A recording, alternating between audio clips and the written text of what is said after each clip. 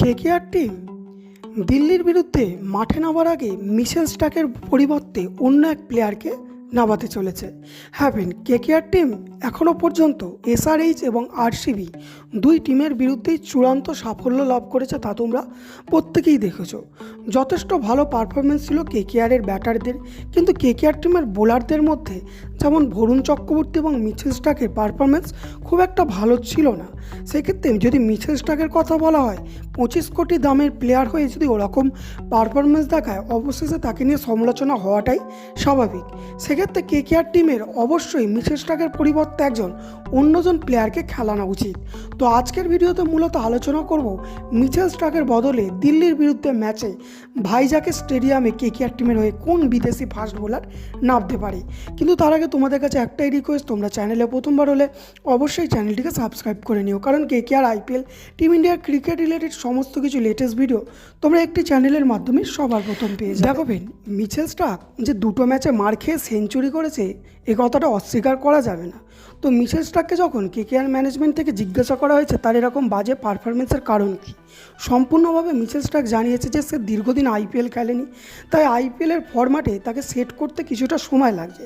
কিন্তু প্রশ্ন, কেকেআর ফ্যানদের মনে এখন একটাই প্রশ্ন, যে যদি মিচেল স্টার্ক নিজেকে আইপিএলের ফরম্যাটে সেট করতে করতে যদি কেকেআর টিমের অলরেডি 9টা-10টা ম্যাচ খেলা হয়ে যায়, সেক্ষেত্রে কেকেআর টিমকে অনেক স্ট্রাগল করতে হবে। দ্বিতীয়ত, যদি কোনো ম্যাচে হার্সিদ রানে ভালো বল না করে এবং কেকেআর টিমের স্পিনার বোলাররা সাথ না দেয়, সেক্ষেত্রে কী হবে কেকেআর টিমের?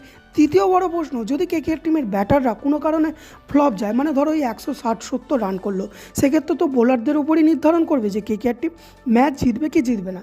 সেক্ষেত্রে যদি মিচেল স্টার্কের মতো স্টার প্লেয়াররা যদি বাজে পারফরমেন্স করে, তখন কেকেআর টিমের কাছে আর ভরসা করার মতো কোনো রাস্তা নেই। তাই এখন কেকেআর টিম মিচেল স্টার্কের বিকল্প খুঁজছে। এখন কথা হচ্ছে যে মিচেল স্টার্কের ভালো বিকল্প কে আছে? দেখো, আইপিএল মিনি অকশনে যারা আনসোল্ড গেছে, এদের মধ্যে ভালো প্লেয়ার মাত্র দুজন আছে। তাদের মধ্যে একজন অন্যতম প্লেয়ার হচ্ছে হেজেলউড।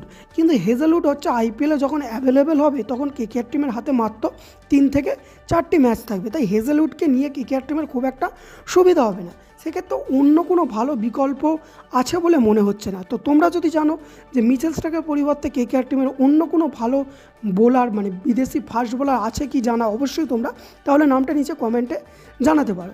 এবং দ্বিতীয়ত, আরেকটি সোশ্যাল মিডিয়াতে আলোচনা হচ্ছে যে রাদারফোর্ডকে খেলানো উচিত, মিচেল স্টার্ককে বসিয়ে তাকে। সেক্ষেত্রে কেকেআর টিমের ব্যাটিং লাইনটা অনেক স্ট্রং হবে এবং ভারতীয় কোনো ফাস্ট বোলারকে খেলানো উচিত। বৈভব আরোরা, হর্ষিত রানা, এরকম দুজন, বা চেতন সাকারিয়া, হর্ষিত রানা, এরকম খেলানো।